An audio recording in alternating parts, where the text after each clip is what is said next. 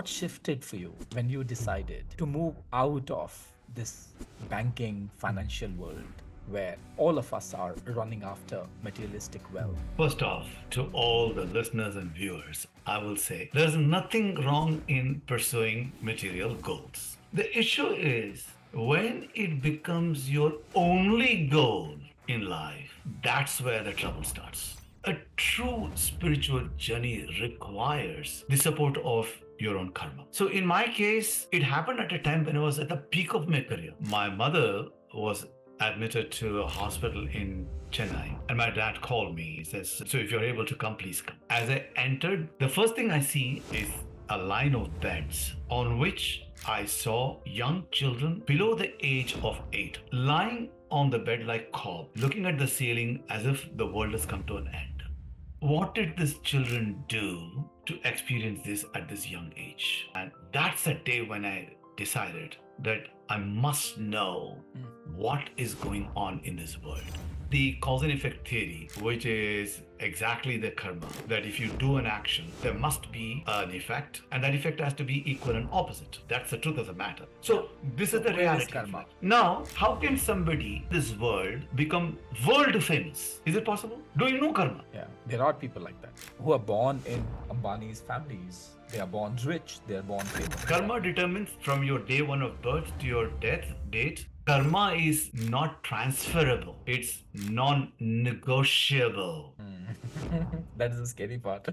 What is God? Why do we invest so much time, energy, money in constructing mandirs? Oh, my answer is very straight. 100% there is God. I know most people are going to criticize me for saying this because we hold Ram very dearly. But I have to say this. Ram, Sita and all are part of the Veda Purva section. Puranas is Puranas. It's not real, right? It was created for you to become happy.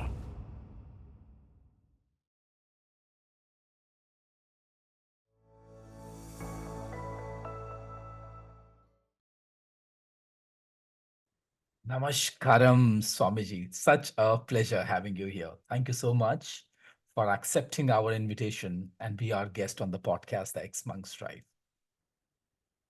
Om Tat Sat. Shukriya. Sadashiva Samarambham Shankaracharya Madhyamam Asmadacharya Paryantam Vande Guru Paramparam Sarvatantra Swatantraya Sadatma Advaitavadine Srimate Sri Shankaracharya Vedanta Guruve Namaha. Bless you, Vacha. Thank you so much. Thank you so I much. am more than delighted to be with you today. Thank you so much, Swamiji. Swamiji, I was doing my own homework before this conversation. And this we have spoken in the past as well, that how I got to know you through one of our common friends. And I was quite intrigued to understand how did you get onto this path and why do you call yourself Swami? What shifted for you when you decided to move out of this banking financial world where all of us are running after materialistic wealth and you decided to disown everything and find your solace within? First off, to all the listeners and viewers, I will say there's nothing wrong in pursuing material goals. This is so simple. We have a body and mind, and the body and mind is meant to be in the functional world to acquire things. And what's wrong with that? There's nothing wrong about it. The issue is when it becomes your only goal in life, that's where the trouble starts. And unfortunately, there's such a thin line between the material world and the spiritual world that one generally tends to forget that there is another world that exists there, which is the real world. And this is all ephemeral, all short-lived. And we keep focusing so much on this short-term acquisitions to such an extent that you don't even realize that you're just running after, Mm. without getting to the goal at all, though you have Yeah. a goal. Yeah. That's the first part. Now, to talk about how did this turnaround take place in my life. Mm. Obviously, in everyone's life, the turnaround must happen based on some trigger. Yeah. I have seen many of the people who shift to the spiritual world, they have been through some major accidents in their lives Mm. in terms of either losing the loved ones or completely getting stripped off financially or even massive health issues Mm. or a combination of all the three or more All the than one. three. That's the time when they start to think, is it something that I'm doing right? Mm. That a question comes in their mind, and then they start to contemplate on the possibility of a newer journey. Yeah. But it doesn't happen to everybody, even after that. Yeah. So, first off, I would say a true spiritual journey requires Mm. the support of your own karma. This I'm absolutely clear. Mm. You may want to embark on a journey, Mm. but it's not happening for a Mm. lot of people.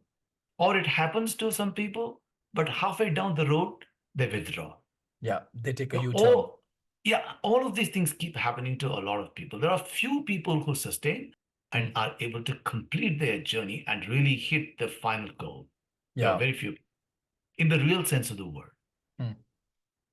So in my case, um, it happened at a time when I was at the peak of my career. Mm. Strangely, it was 1998 Mm. when my mother was admitted to a hospital in Chennai.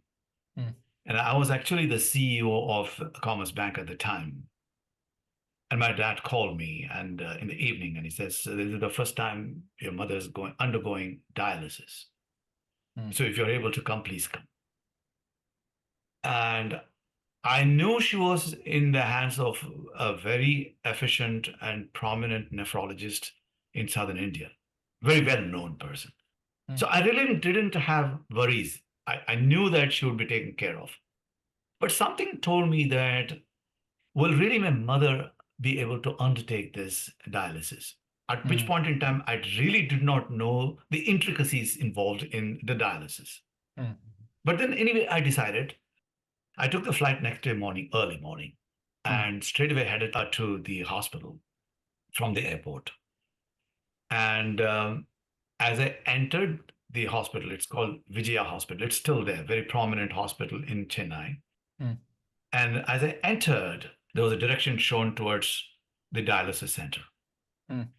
So when I went to the dialysis center, the door to the dialysis center was shut. Obviously, I did not know why. Mm. Later, I realized that because people experience trauma when they see uh, people lying down and undergoing dialysis. Mm. So, and there was a small window on the door, and I looked inside. I peeped through that window Mm. to take a look at what is inside the room. The first thing I see is a line of beds Mm. on which I saw young children below Mm. the age of 8, perhaps Mm. below the age of 8, lying on the bed like corpses, Mm. looking at the ceiling as if the world has come to an end. Mm. And their arms were tied Mm. to the AV fistula machine and they were undergoing dialysis. For a minute, I felt that the carpet under me, actually not carpet, the earth under me has been taken off. I Mm. was so shocked, literally. Mm. I asked a question, what's going on? Mm. What did these children do Mm. to experience this at this young age? Yeah. Was the first question that hit me. Yeah. A little while later, I opened the door and I moved ahead and I saw another girl who was probably in her early 20s and she was going through dialysis. Later, when I was talking about this whole incident to the nephrologist himself. He said that this girl, all of a sudden, she lost both her kidneys, both the kidneys failed Mm, without symptoms. mm, And she was rushed to the hospital. And the following day was her wedding day. She was 22 years old. I said, no, this can't happen. There's something seriously wrong. mm, Before I even came to my mom. Thereafter, of course, my meeting with the mom, and then many other things happened. And that's the day when I decided that I must know mm, what is going on in this world. Because I've read something about the cause and effect theory in physics, mm. which means that if there is a cause, there must be an effect. And I quickly tried to equate the experiences which the children and that young girl were going through as an effect or an experience.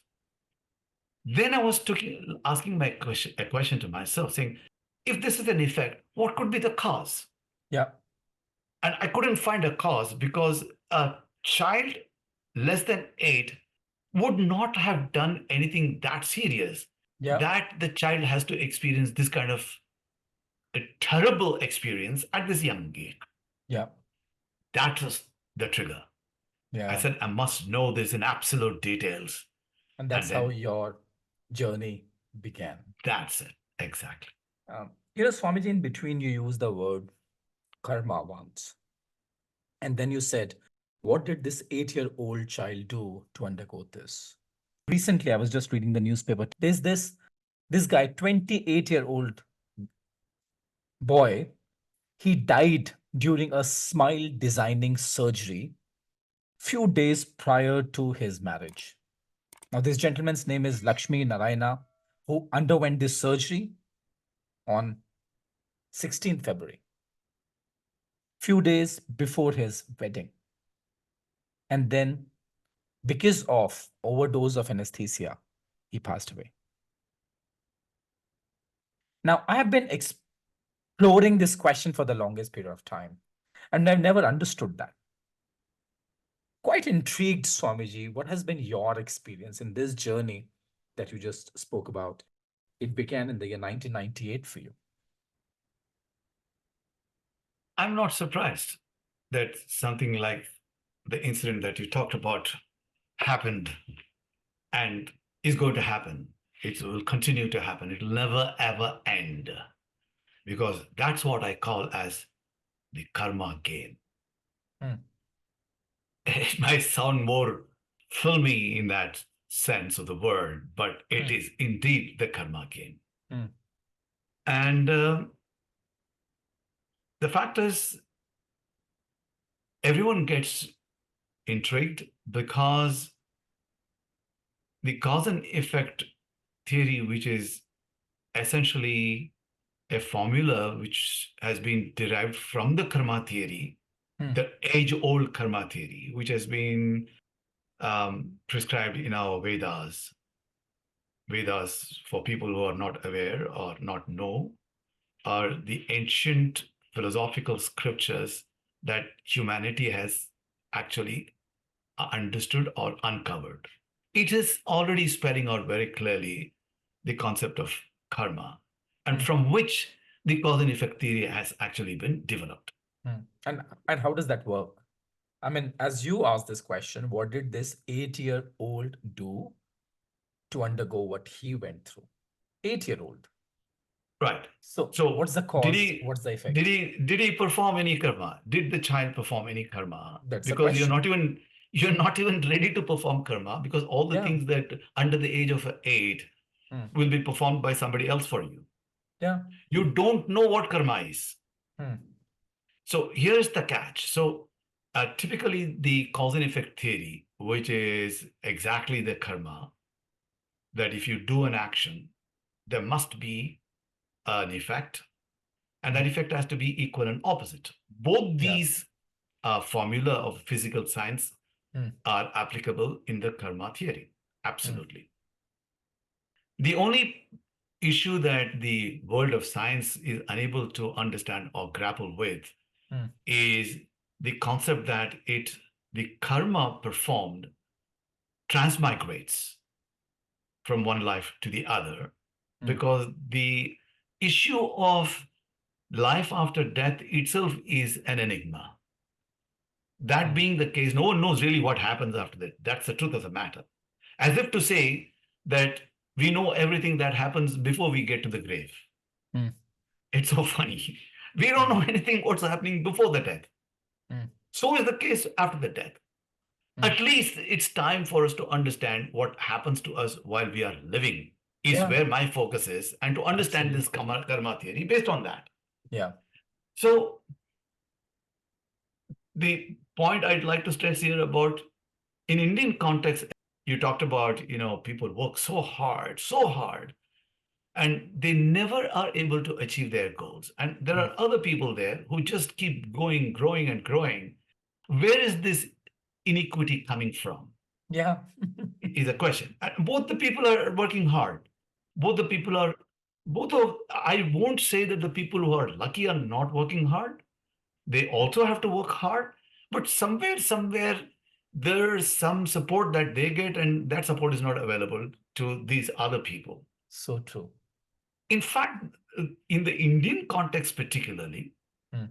you will find that a lot of people are very religious and devoted and do a lot of praying, and Yeah. in the hope that their life gets better and better. Mm. Mm. Let's just for a minute say that prayers do give you some benefit, in which case the priests who are working 8 to 10 hours the day, Mm. continuously chanting, Mm. and for the deity which is there, which is visited by millions of people Mm. in a year, should be the richest person, should be having no issues in life, because he's the one just standing in front, and all others are just coming closest. Exactly. But the irony would be that he is in abject penury Yeah. in terms of his lifestyle. Yeah. It's so strange, right? Yeah. So this is So the where is reality of karma? it. Then where is karma? Exactly. Yeah. So So now, if you can help us understand what is karma, how does that work? And why is this disparity? I'm glad that I'm on this podcast with you, and I'm hoping that a lot of people will listen and view this podcast and Mm. understand the nuance of karma Mm. and really take this issue seriously. The idea of coming to you today is basically for that purpose. That's the reason why I came to you. So, first of all, let's define karma. Yeah. Essentially, you can't call karma merely as action, Mm. because a Okay. direct translation of karma is action. It does not complete the meaning. Mm. The exact meaning of karma will have its um, effect or essence only when you add the consequence of karma along with the karma. Okay. So, karma along with the consequence is how it should be looked at as one unit. And the consequence of karma in Sanskrit is called as karma phalam. So, when you look at karma, you cannot look at just the action. You should also look at it along with the consequence of the action that you perform, because Mm. no karma will just die off without the experience of that karma by the individual who performs the karma. Mhm. It's so integral that it cannot be separated from each other. Mm. It's a different story that I perform a karma today and I might experience the consequence of it some other future time. Some other time. Okay. It need not be immediate. Mhm. The real effect also may not be immediate. It can unfold in some later date. But in this lifetime. Here, hereafter, or in other lives, in the future Ah. lives. Okay. That's what we call as a transmigration of the karma Yeah. from one Yeah. life to the other. So, just to highlight this point, this is what we call as a subsection of the karma. Karma is a huge topic. And one of the subsection is the effect of karma, in which we talk about it as the delayed effect of karma. Mm. And let me explain to you how the delayed effect works. Mm. And I'll quote my own example. A few months ago, I was just shutting our garage manually because there was something faulty. So when I was shutting the door to the garage, somehow in between the folding that's there in the garage door, my middle finger just got into it and I was crushed. My finger actually got crushed. Mm. And I said, oh my God, now what do I do? So I come upstairs and I, applied ice and everything. For a few minutes, it was excruciating pain. And a few minutes later, as I applied the ice and everything, it seemed like everything was calm was restored, and I felt nice. This happened around 3 p.m. in the afternoon. Mm. By 4:30 or so, I was all perfect. There's no problem at all. And then I said, okay, I'm thankful. Nothing really seriously happened. Mm. So I went to sleep at around 10. At 11:30, my mind woke up. I was in deep sleep, but it was disturbed. During deep sleep, the mind doesn't work. But it was disturbed by this pain because pain is always recognized by active mind. Mm. So, which means that I was awake and the pain started at 11:30 p.m. Until that, no effect. I was perfectly all right. Mm. Mm. By 11:45, my finger had become like a forearm itself. That Mm. fat it had become. Yeah. It had bloated. I said, oh my God, how did this happen? And the pain was so terrible at that time. Mm. I had no choice but to go to the doctor. So this is what we call as a delayed effect of a karma that I did at 3 p.m. Mm. at a physical level, um, unfolding after almost 8.5 hours. Mm. So exactly the same way, in many of the karmas, the effect is not experienced immediately. Why did that happen? Yeah, that's a good question. That by in itself is my karma. Mm. I need not have to go down and Mm. lock the garage because there's nothing great inside Mm. that one need to protect the garage. Mm. But your mind will be directed towards that because you Mm. need to experience something at Mm. that point in time. Mm. And here the experience had to be sorrow. Mm. So sorrow from pain. Mm. So you have to a little bit go back in this concept. Karma does not really determine the events. Karma does not determine the events. Okay. Basically, karma determines from your day one of birth to your death date the phases of life during which you will be happy, which is joy, or you will experience sorrow. Okay. That's not good. The karma itself is not going to decide the Mm. event. Okay. So the event has to come in its place in order for you to experience joy or the Mm. sorrow. Mm. So the event could be self-driven or it could be driven by a third party. So for an event to take place, you require a vehicle. Mm. That vehicle is largely yourself in most times, or Mm. it could be a third party or a third party Mm. or third object. Mm-hmm. For example, if you have to meet with an accident, let's say at Yeah. your home, whatever it is, you will go into a particular place and something from top will just drop and hit your head. Until that time, everything was normal. Yeah. Suddenly it will drop Mm.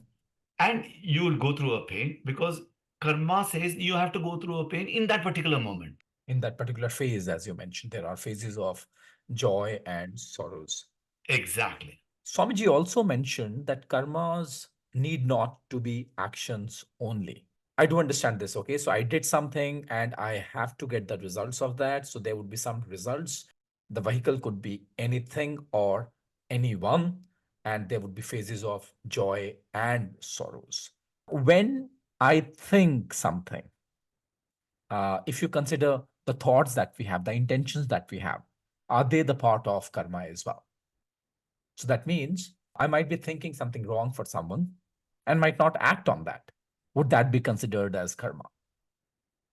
I think this is one of the best questions which you probably asked pretty early in our session, which is nice. So when we said karma is essentially action, action is denoted in dictionary by verb. Yeah. In grammar, we use the word verb, right? Yeah. So verb means any word that ends with ing is a verb. So when you think, it's thinking. When you talk, it's talking. When you do actions with your hand, it's acting. So whether you think, whether you act, or you talk, all these three things are karmas. And in Beautiful. Sanskrit, in Vedas, we have these three karmas called the kayika karma, which is performing actions with your body, the vachika karma, which is the actions that you perform through your words, and manasa karma, which is mind. Manasa And karma. yeah, here's the catch. Hmm. You said to me earlier in the conversation that how is it that somebody is working so hard, exactly the same way like the neighbor, and one is progressing and the other is not progressing? So here's the point. Now, how do I try to understand and do an equation of the action that I performed and the result that I'm experiencing today? So now, if I'm working hard, I must get the results. But I'm not getting the results. The result's not happening because, as far as the result of any action is concerned, the contribution towards that result is only to the extent of 10% from individuals' action point of view. Oh, wow. Okay. Tell me again. So what you're saying is that the results that I'm getting is dependent on only 10% on my actions. Exactly. 90% of the results are coming from external forces. Wow. Now, the external forces is not God, first of all. We must make that point very clear, because when things don't work in our favor, the first thing we do is to curse God by saying, God Yeah, is not helping me. that's easiest, isn't it, Swami? Yeah, this is the escapism. Okay. Okay, so the 90% is determined by the outside forces, but you are responsible for creating that outside forces. This is the point I want people to understand. That is that karma phalam. The karma phalam, it's so powerful that the outside forces will automatically adjust itself to impact your efforts. Let me give you an example. Yeah. You're perfectly well prepared for an interview, absolutely well prepared. But the karma phalam says you have to experience sorrow by not getting the job. Because if you got the job, you'll be joy. Yeah. But here the karma phalam says this period you have to experience sorrow. But you're taken efforts. Now we're talking about efforts and the results. You absolutely are brilliant. Qualifications are absolutely perfect for the job. And you are well prepared for the interview. Yeah. The interviewer asks you all the questions which you have prepared yourself completely well. Then the result must be you got the job, right? Yeah. You don't get it. Yeah. Because right at the time when the interviewer is interviewing you, there is something that happens to him, which we call as the friction of the energy propensities. The Which friction is of part, energy propensities. there's all the time friction going on between the three energy propensities that every object of this world has it. There's no object in the world which does not have this energy. And This you is said the three sources are there. three propensities. Three So propensities you are have there. the three propensity, I have the three propensity, the wall behind you has the three propensities in different proportions. And they're constantly in war between each other, at least the two of them, and one is working towards mediating the two. Okay. So it is called the positive energy, the aggressive energy, and the negative energy. Okay. Positive, negative, and aggressive. Yeah, exactly. Hmm. So typically the aggressive and the non-aggressive negative, they are in constant war, and Hmm. the positive energy is trying to mediate. Okay. If the positive energy is not sufficient enough, one of the two, which is more powerful, will win. Hmm. So this interaction is constantly happening in you and me. That's why we call Hmm. human beings are basically animated contradictions. Okay. Animated contradictions. Okay. And what does that mean? Because you think of something, immediately you change your mind. Yeah. That change of mind is taking place because of this friction that is taking place. The aggressive um, propensity will say, go ahead and do it. And the non aggressive, the negative will say, no, I don't want to do this. Hmm. And then immediately you change your mind. Hmm. The changing of mind, where does it come from? Hmm. You're a sane person, right? You should Hmm. not be changing your mind. Hmm. Constantly people change, Hmm. not because of their choice. They don't have a choice. That because of the 90% of the energies which are working along with that 10% effort that I am putting in. Let's go back a little bit on this point. Yeah. So, because of this constant friction, your behavior is determined by the constant friction. The behavior of Hmm. a human being Hmm. is determined, the thinking, the way you think about every point at every Hmm. minute is determined by this, the three energy propensities. Hmm. If positive propensity is working on top at that point in time, you will think positive. Now, we talk about the 90% effect. Hmm. So 10% you have done extremely well because you have Yeah. studied well, you have the qualification. That's all only 10%. Prepared well. Yeah. The 90% is where he is supposed to give you the job, right? And Hmm. supposed to think positive about you. In him at that point in time, a negative energy will just shoot up because suddenly he thinks about something of his home or his child going through difficulties or his Hmm. wife not behaving well at home, whatever may be the case. Right at that point in time when he's supposed to give you that, you know, tick mark, this will get initiated in him, Hmm. and he will somehow start thinking negatively about you. In that situation. Exactly. Yeah. So this is the play of the karma phalam, because you're not supposed to experience joy of getting the job.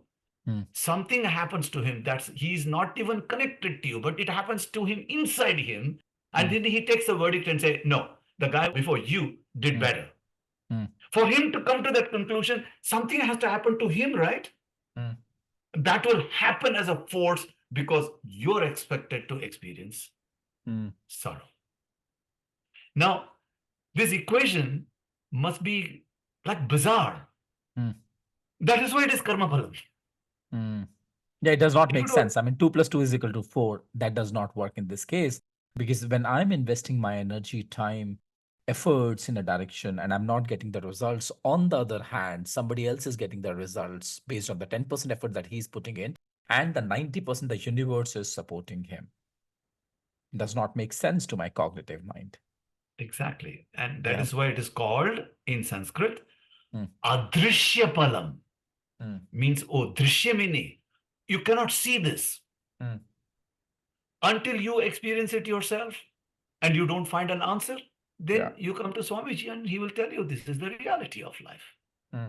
But you have to understand that this can't be treated frivolously as a coincidence. Because if it keeps on happening with somebody all the time, So it's not how can you coincidence either. just, it's not coincidence. There must be something happening there. Hmm. So to elucidate this, let's ask another question. I ask you this question. To become rich, to become famous, do you have to do karma or no karma is required? You have to do karma. Good. I'm glad you at least accepted that. Now, how can somebody even before taking birth in this world, become world famous. Is it possible? Doing no karma. Yeah. There are people like that. I mean, people who are born in Ambani's families, they are born rich, they are born famous. There are people whose father is a celebrity. He's born famous. He's born rich. That's still national famous. You know, Prince Andrew, Princess Kate, Yeah. they gave birth to Charlotte. Her name was there in every newspaper in every possible country. The Mm. smallest country, already it was already there. And you and I are struggling to make all efforts to see if our names will appear in small print somewhere in some In a newspaper. in a bulletin board of our company. So how does this happen? This is the Yeah. karma phalam of some karmas, a great amount of karma that somebody has done, Mm. which gets transmigrated. And the first karma that matures for you at birth is a highly positive karma. Therefore, you're born into that Mm. family. Mm. So automatically. On the other side, we had a case here Mm. of a 2-year-old child who went through 4 heart operations within the 2 years of the birth. Mm. But the child survived. Mm. She should have gone long time back, but she survived. Basically, during these 2 years, she wouldn't know what trouble is because she's such a small child. Mm. But the trouble was all being experienced by the parents. Here Mm. we introduce a concept called the joint karma. Mm. So, in the joint karma, the parents will experience along with the child because this is how the karma brings people together in a family. Mm. If Mm. you have to experience some joy on account of an association with your Together. wife, yeah, Together. together, Yeah. then it becomes the joint karma. So this Yeah. is what they were experiencing, and the Yeah. child is perfectly all right now. Yeah. There's Yeah. joy in the family. So tell me about Prarabdha karma, and then I'll have another question. Tell me, I've heard about Prarabdha karma. What is Prarabdha karma, and how does that work? I mean, as you mentioned, somebody is born in a family of multi-billionaires. Somebody is born in the family of prince and princesses in huge kingdoms. We have CEOs, leaders from Indian origin ruling the world sitting in the US. We have got Sundar Pichai, we have got Satya Nadella ji sitting in the US, leading organizations like the Microsofts and the Googles of the world. Not everyone from their batch are holding that kind of prestigious positions. In fact, few days back, I was talking to somebody, and this gentleman said he happens to be the general manager with one of the PSUs in the country, and he said, "You know what, Gaurav? Sundar Pichai, the CEO of Google, was 1 year senior to me." Mhm. And just look at the gap. If somebody is studying from the same institution, how could there be so big a gap? So these are the questions I don't have an answer to. And now, as you're introducing Prarabdha, what is Prarabdha karma? Okay, so for that you need to understand karma in a little bit more details. Yeah. So essentially, there are three main verticals for karma itself. Mm. So the first one is called the Sanchit Karma. We call that as SK for convenience. The second is called the Prarabdha Karma. It's called the PK. Mm. And then the third one is called the Agami Karma or the AK. Okay, Sanchit karma, Prarabdha karma, and Agami karma. Agami Karma. Agami karma. Okay.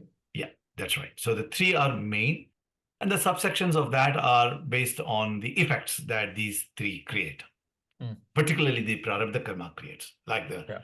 joint karma and coincidence of karma. Mm. All these things are subsets of that karma. Mm. So let's talk about first Sanchit Karma. Mm. So Sanchit is basically the basket that accumulates all the karmas that you did in your life through thought, speech, and action, Okay. and that which did not experience, or the consequence of which have not been experienced by the individual who has performed that karma, they get accumulated in this basket called the Sanchit basket. Okay. And that's tied to you. So when I say you, it's tied to your mind. Hmm. It can never be erased. It's always part of your mind's Hmm. journey. Hmm. That's Sanchit. So it has got lots and lots, maybe billions of karmas Hmm. which you have not experienced.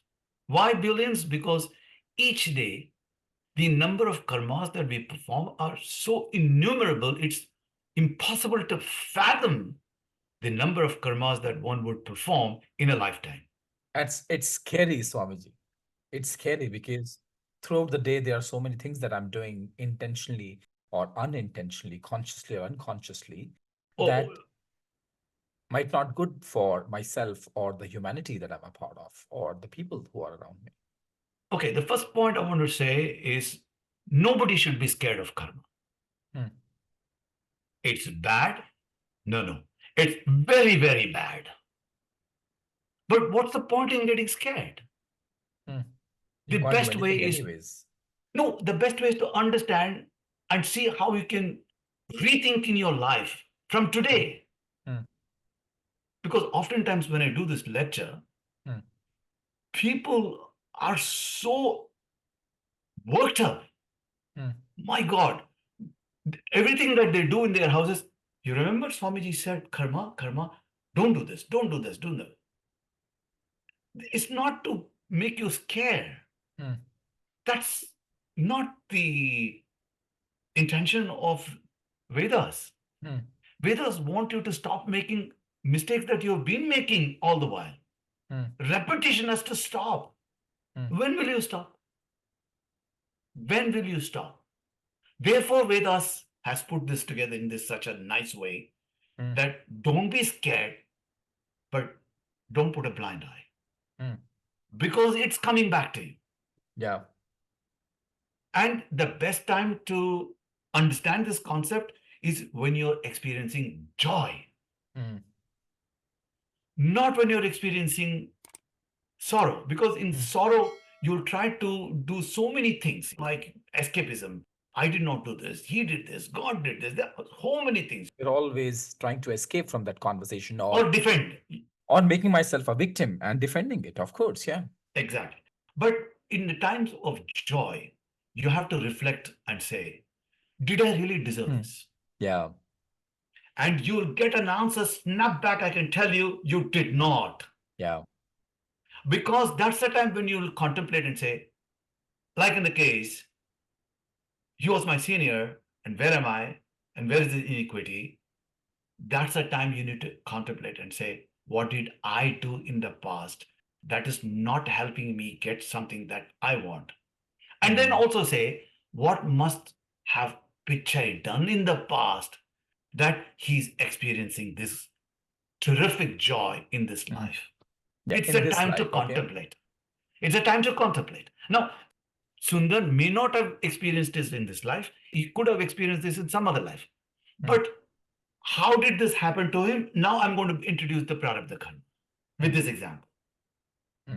So help me understand. Sanchit karma is everything, all the actions that I've done in my thoughts, in my speech, or in my karma in this lifetime. And there's so many karmas that I'm doing on day-to-day basis. So that means Correct. there are millions and millions and billions of actions that I've already taken. That's one. Correct. Now, does this include, I personally believe that, when you asked me the best time to contemplate on your karmas is not when you are going through a phase of sorrow. Instead, it is when you're going through a phase of joy. It happens Right. with me, Swamiji. When I go through something where I experience joy, I ask myself this question: how could I get so lucky in my life? Now, why am I sharing that with you? Because when I don't get an answer, I tell probably these are the karmas of my parents. My mom would have done so many good karmas that I can experience the fruits of her karmas. Does that work as well? No. An absolute no. It's a misnomer to say that my parents' karma I have to experience, good and bad. That Not doesn't at work. all. No. Because it's the same extension if you understand cause and effect theory. If there's a fire in front of me and I put my finger into it, my finger is going to be burned, not your child's finger, right? So, therefore, karma is not transferable. Mm. It's non transferable, it's non negotiable. That is the scary part. Yeah. You can't negotiate with it. You have to experience it. That's what You it have to means. experience it. Yeah. So that's the Yeah. Sanchit Karma. So Sanchit already has all of them which you need to experience. Yeah. Now, from out of that Sanchit, Mm. some amount of random karmas will be picked up Mm. for your experience in your next life. So this life ends, let's say, at a particular time. Yeah. At the time of death is when the blueprint for the next life is Would get getting created. prepared, Mm. is getting created. So now you have to ask me a question: who creates it? Also, I'm more intrigued by what it means is that before I take birth in the physical form, in the three-dimensional world of where flesh and bones are there, the blueprint has already been created way in advance. No, just before the death. Yeah. It happens during the time. When I'm leaving the body. No, you're not leaving the body. The body is there only. The mind leaves the body. It's too intricate. The mind leaves the body. Yeah. Yeah. So when the And you said it gets prepared, and you said who prepares it? So who prepares right, it? so the mind is at this time still part of your body, right? So Mm. there's a body, there's a mind, there's a physical body or the gross body as we call it, Yeah. and then there is Yeah. a subtle body which is the mind plus Mm. all the physiology. Yeah. The functionality is part of the mind. Okay, there's a Mm. subtle body as we call it, Mm. right? Mm. So the gross, physical, and subtle body and causal body. Three bodies Mm. for every human being. Mm. Same as in the universe. Mm. Three bodies. So the mind essentially is the conduit between the body Mm. and the consciousness, which enables the body to become Mm. conscious.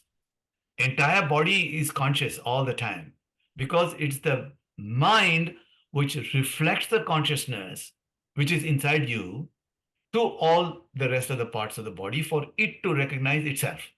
Mm. That is a part everybody must understand. So the mind is the conduit, basically. Mm. Mm.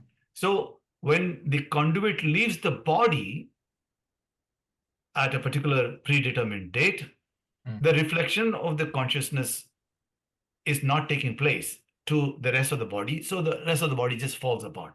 Mm. It becomes unconscious. Yeah. The reason why the body falls apart, even though body is also a reflecting medium, is because the Mm. body is not enabled to absorb the reflection. Yeah. It does Yeah. not have Yeah. that ability.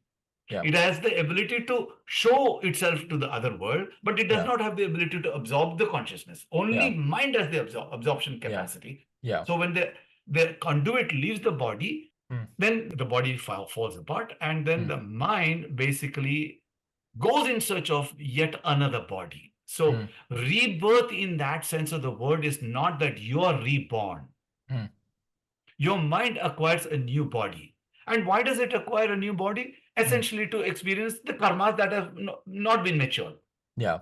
Yeah. Yeah. As long Yeah. as there is karma in the basket, You would rebirth continue to is move on. rebirth is 100%. Yeah. From out of that sanchit, some Mm. amount of karmas are taken by you Yeah. for experiencing in the next life. Yeah. That may be Hmm. just one karma, Carry it forward. just one karma of from this. It can be just one unit of karma. Hmm. And that unit, I got to explain a little bit more about that Sanchit Karma. Hmm. So let's call each of the karma sitting inside the basket, having not experienced the consequence, Hmm. as one arrow. Hmm. Each arrow represents three things. One is the deed itself, whether it was a good deed or bad deed, because that has to happen there, right? Mm. So karma one, arrow one, let us assume is a good deed, Yeah. not experienced yet. So it is a good deed. Plus, for how long did that good deed last in your some life? Yeah. Yeah. Yeah. Yeah. Whether you did it for 1 minute, 25 Yeah. minutes, 200 days, all that, that's the second unit, second aspect. The third aspect is the intensity of this karma that you did. Mm. So it has a combination of all the three things in it. Mm. Okay. So I Yeah. said the time period, The the intensity intensity, and and good the or deed bad itself. The deed deed itself. itself. Yeah. So let's, for calculation purpose sake, say that 10 karmas from the Sanchit is being taken out as the Prarabdha karma to be experienced in your next Next life. life. Yeah. Okay. Then the 10 karmas have got a validity period, each of them.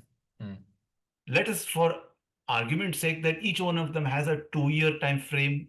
Mm. So 10 to the 20. 20. Your life is 20 years in your next janam. Mm. That's it.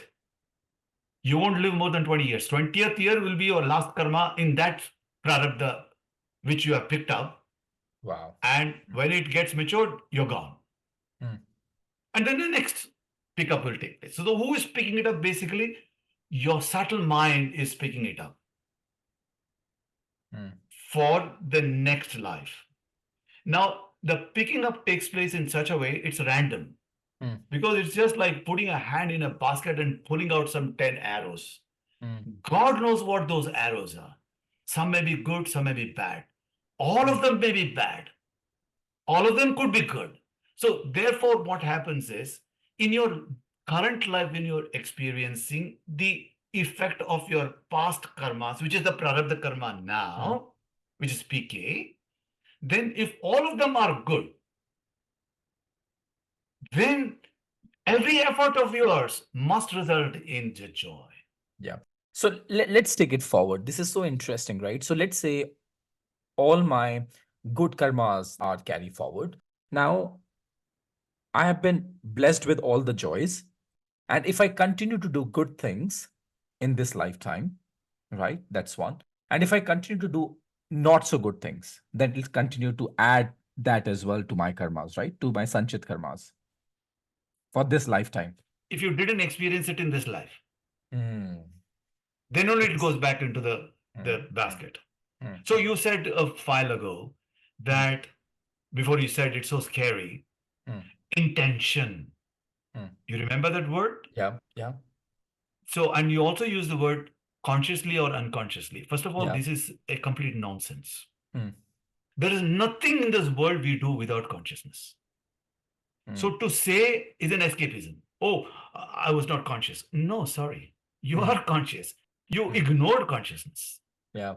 And that cannot be classified as unconscious. Mm. Consciously or unconsciously, I did this job, that job. Sorry, no, you did it. Mm. You knew. For example, if I'm walking on the street, Mm. this may be looking at taking it too far, right? If Yeah. I'm walking on the street, you better be aware that there will be worms, germs, whatever it is on the street, right? Mm. If you're conscious about it, you will be very careful in keeping your steps. If you're not conscious, you're not aware. You are aware or you're not aware. You are aware Mm. of it, but you ignored and you killed an animal or an insect at that time because you Mm. didn't, you ignored, and you will pay a price for it. That's how many things happen to you for which you don't have an answer. Oh, you killed, so you need to get it back to you some way or the other. Mm. So that's Mm. why, if you know in life, all of a Mm. sudden, there will be some itching somewhere taking place in your body, and you Mm. scratch so hard. Mm. Now, the medical science will say it's because of some deficiency in your blood. Mm. But the deficiency is coming because you did something, and why are you itching only at that particular point? Why you are not itching all the time? Mm. Because at that time you have to itch, you have to get the blood out, and you have to experience this because you did something that's Hmm. maturing now. So, Swamiji, as I'm just listening to that, what I'm feeling is that there's nothing that I can control in my life, at least in this lifetime. So everything is destined. Then why do we put in efforts? That's one. Then where this complete concept of God you spoke about, how does that fit in? What is God? Why do we invest so much time, energy, money in constructing mandirs? Recently, we had this Pran Pratishtha at Ayodhya, right? Now, these are the concepts that now I've started to question. What is that? Why do we go to temple? Why do we pray? What is God? So here's the point. So for the listeners and to the viewers, it must be very clear in the mind that Mm, the larger scheme of the things is already determined. mm, hmm. This is the reality of life. Yeah, And it is impossible to reverse it. That's why it's non reversible, yeah. non negotiable, non transferable. So, three things are there for Prarabdha Karma: Mm, non reversible, mm, non negotiable, not transferable. You have to go through it, you have to go through it. So, what do we say to people? Accept Prarabdha Karma as it comes. mm, If you resist it, you're going to go through even more worse experience, mm. right? Yes or no?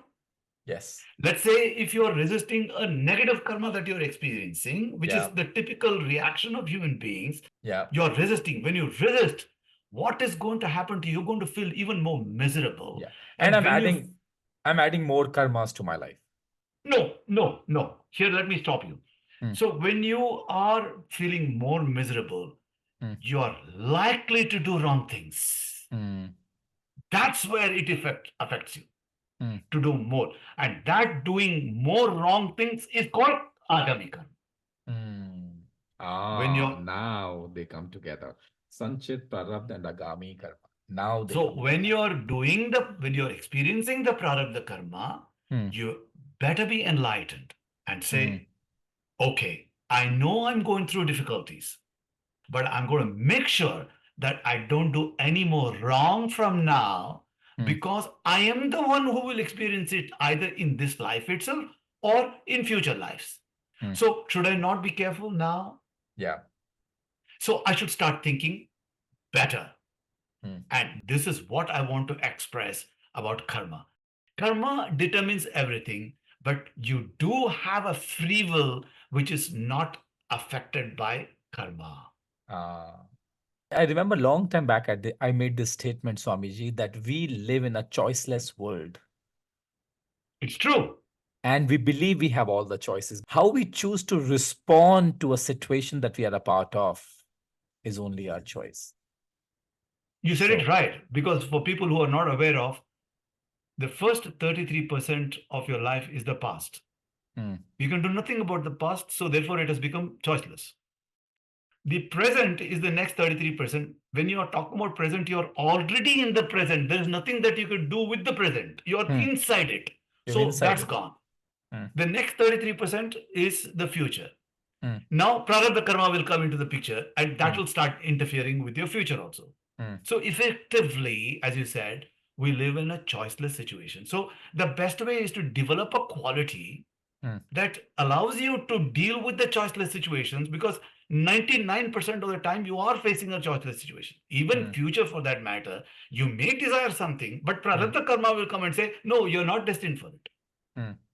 So you better be prepared. Wow. So the Wow. question, never to be afraid. This I Mm, want to repeat 100 times. yeah. Nobody should be afraid, because there is a way out to wriggle from this. There is a Yeah. way out. And that's where I'm coming to God. Mm. You ask the question, where is God here? What is God?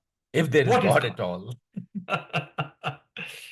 I'm going to give you my perspective. And it's not a philosophical view, Mm, like many people talk about saying mm, God is there for people who believe in it, mm, God is not there for people who don't believe in it. My answer is very straight. mm, 100% there is God. If you go by a definition that God is omniscient, mm, omnipresent, and mm, omnipotent, mm, if you want to give this definition to that God, mm, whoever it may be, we don't know. mm, If you attach this definition, then mm, in that definition, there is definitely God. And is God going to help you? Is the big question, next one. Yeah. But if you're talking about a God, Mm, which you actually, this is very surprising. mm. Most of us have actually created God ourselves. Yeah. We have got different gods in all different geographies. Yeah, but they're all created by human imaginations. Yeah. And you did it because when you went through difficulty, you wanted an external support. Mm, So when you go to this nasty world for support, it may help you once or twice. mm, Thereafter, it's going to kick you. mm, Then where do you go? You need mm, to go to something which you feel is relatable mm, and will help you. mm. That's when this imaginative mind Yeah. created. I'm not talking of today, I'm talking of thousands and thousands of years ago, way back in Greek Mm, philosophy itself. mm, It was created by human beings because they wanted someone with whom they can talk to and soothe themselves when they were going mm. through difficulties. Yeah. So you create a God through your imagination, and you go to the same God which you created and say, help me. Mm, What is this equation? mm, It's not going to work, number one. Number mm, two, if you're talking of a God which is outside your body framework, mm, that God is subject to time and space mm, and erosion. mm. Because anything which is part of the nature will deteriorate one day or the other. Yeah. It cannot last forever. Mm, It may last for as long as you're living, but it will just go one day. It will diminish. yeah. You have to go and restructure it, or you have to refurbish it. If God is so omnipotent, why should there be a deterioration in God's temple and the God statue itself? Mm, It withers, right? Why does it wither? Because there's a constant interaction of the positive, negative, and the aggressive energy propensities energy. Yeah. inside that statue, which is Yeah. playing on it, and it will one day deteriorate. And then you require the man to come and fix it. Yeah. So if you really equate that, God is here is depending on the man, is it? Mm. Is it funny? Yeah, it is. You're expecting God to help you. Now the God is taking your help to fix its position. Mm, Otherwise, it's going to fall down. mm. So, So, where is God? What is God? 100%. So I'm going to ask you a question. The same question I will ask you. Is there God? I've said if you believe there is God, there is God. So I say that whosoever you believe in, nature, universe, or God. That's how I look at this. But I don't want to just hear this philosophical statement. I want some real fundamentals here. I don't know, Swamiji. I think that's what I'm You don't know? intrigued. I don't know. So here's the answer. So when I asked you a question, is there God? Did you understand this question? Were you able to understand this question? Forget about answering the question. Right now, as I'm re-listening to this question, I don't think that I've understood the question No, because no, the no, no, moment you no. said, When I say I'm saying don't interpret the question. hmm, Have you understood that there's a question shot at you, yeah, and that question is yeah, you understood that, right? yeah, is there a Now God? you're yeah. So you're now going to get ready to answer that question. That's the Hmm, second step. So fundamentally, you've understood the question: is there God? yeah. What made you understand this question? Basically, you became aware of the question. Hmm, That awareness is caused by the consciousness inside you through the mind. hmm, yeah. So, to be able to understand the question, the very fundamental question, is there God? You Hmm. need the consciousness to understand the question. To have that awareness so that I can understand the question. Yes. Exactly. Yeah. Next comes you have to start thinking, Hmm, for which you require the mind because that's where the thinking takes place. yeah. And for the mind to work, you need the consciousness again, Correct. because a unconscious mind cannot answer the question or Yeah. think. So there again, the help of the consciousness is required.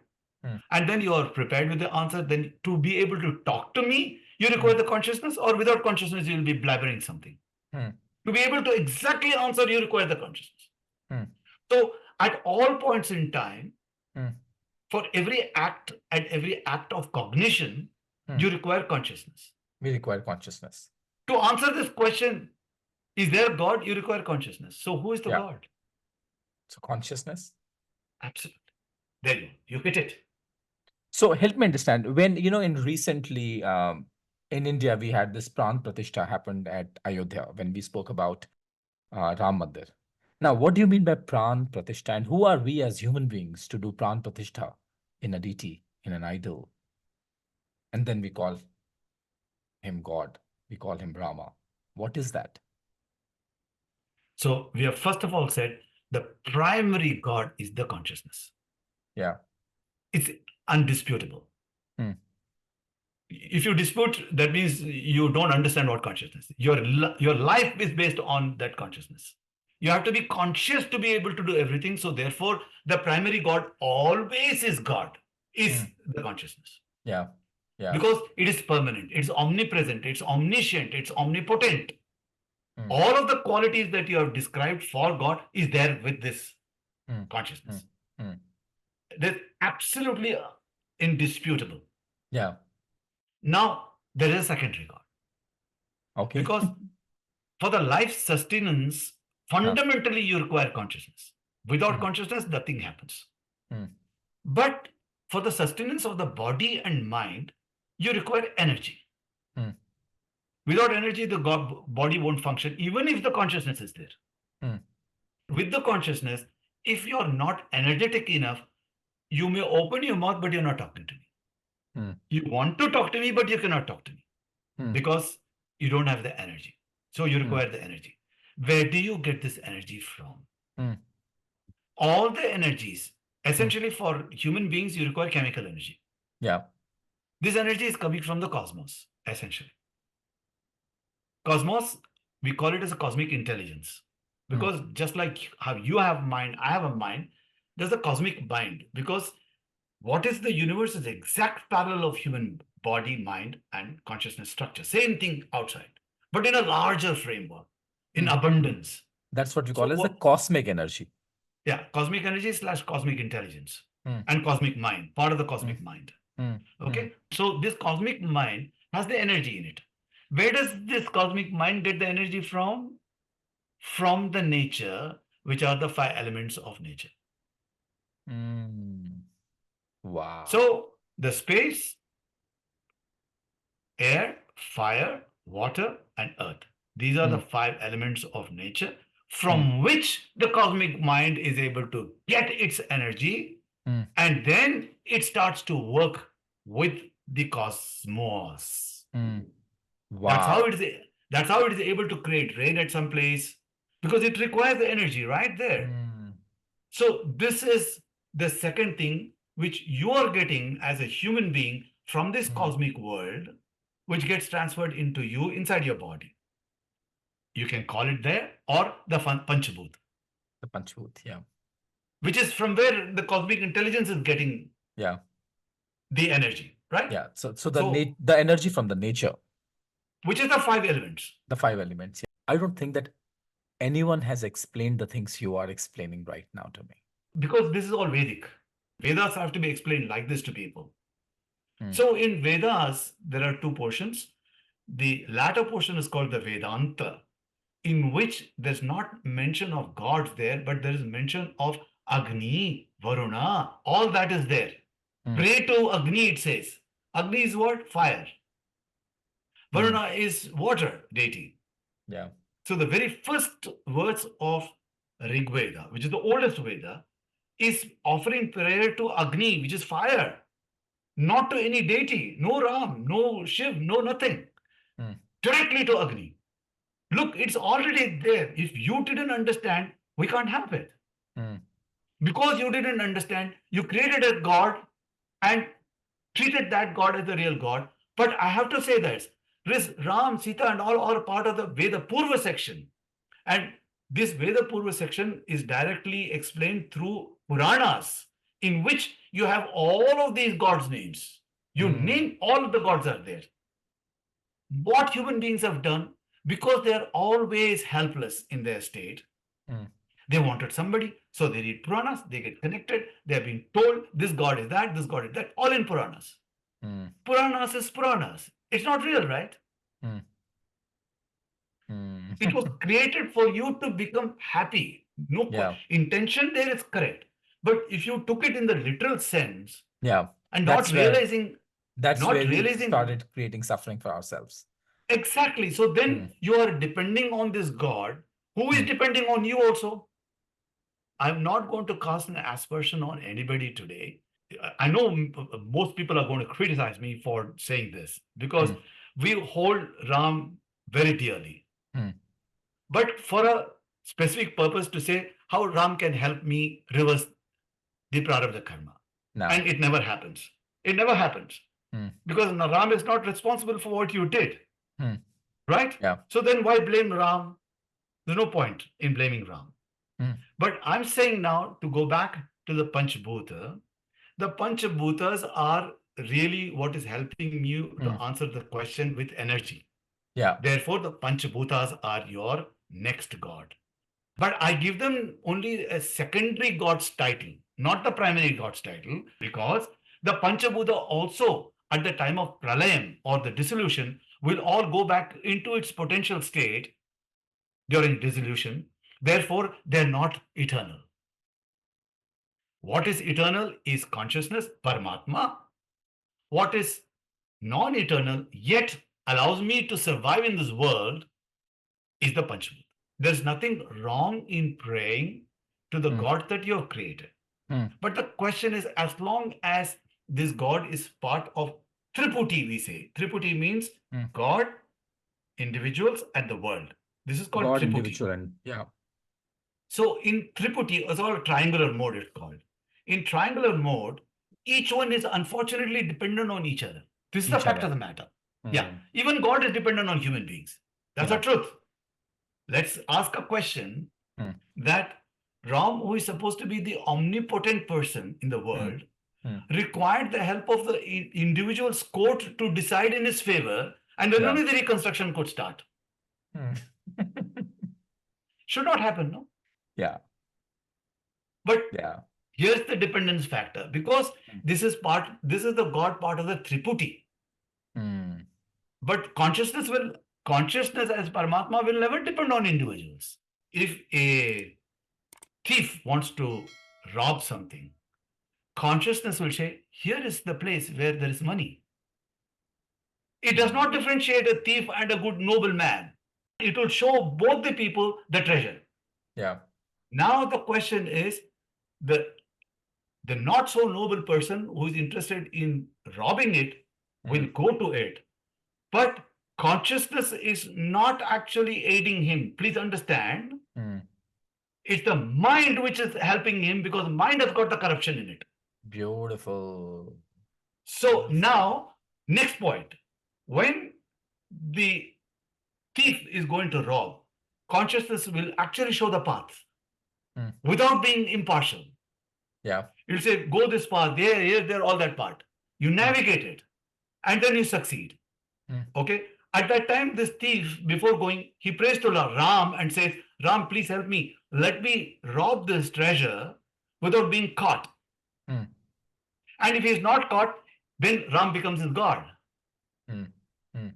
But that's not the truth. Ram never played a role in this case. Yeah. Yeah. Yeah. So you see how consciousness is so dispassionate and is Beautiful. always omnipresent. Yeah. The beauty is the noble person knows that if I act on myself to go and get the treasure and rob it, which does not belong Mm. to me, then I may be punished. Yeah. Yeah. Consciousness showed both, but the mind of this noble person is pure, Mm. therefore he will not rob it. Yeah.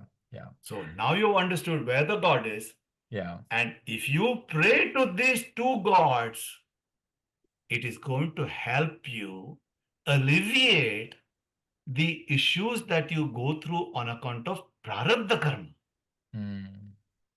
Therefore, you need the grace of God. The grace of God is this. Mm. Ah. Essentially, grace of God is the manifestation and release of cosmic free will in your favor. Mm. This cosmic free will, कुछ छप्पर फाड़ के नहीं आता है. It mm, doesn't come from your roof automatically.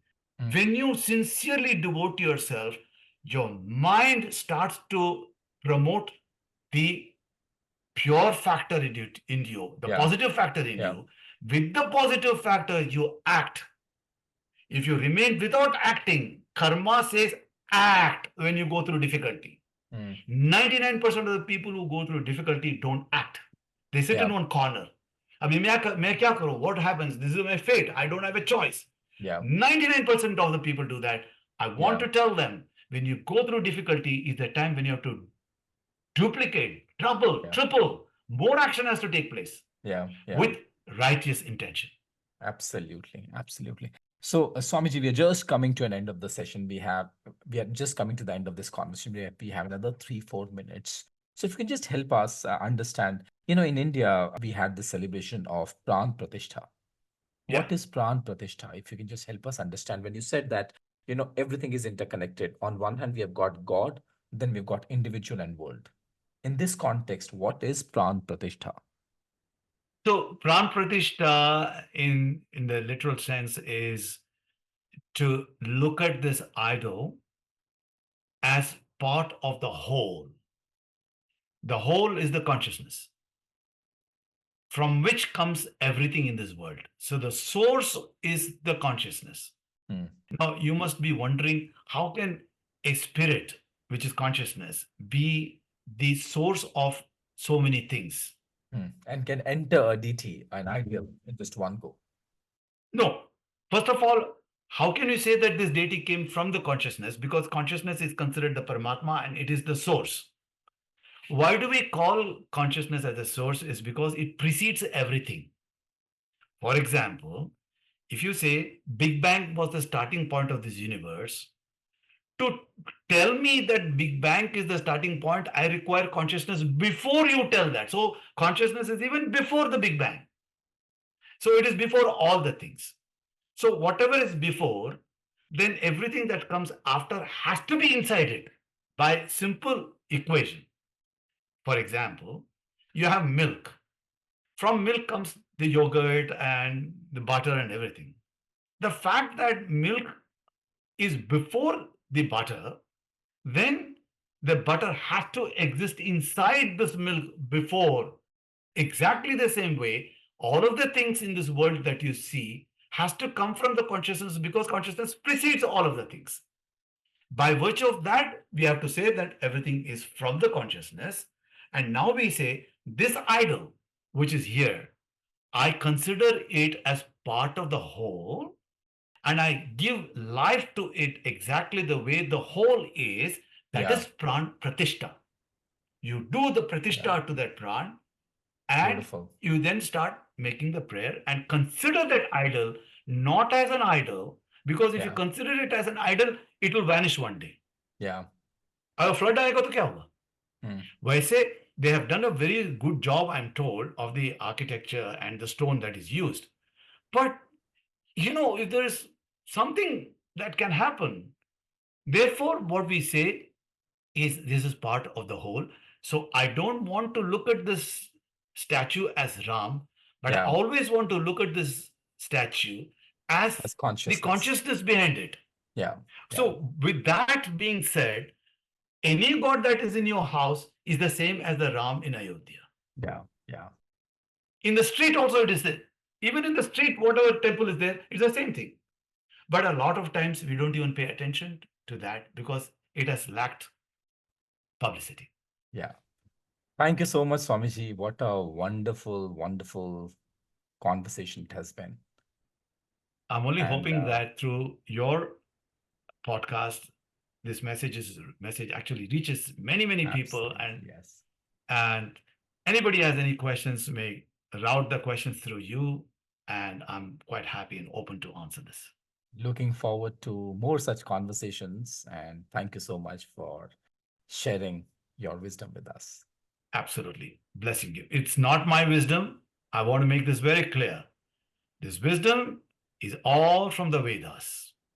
Thank you So so we much. must give the credit to the Vedas.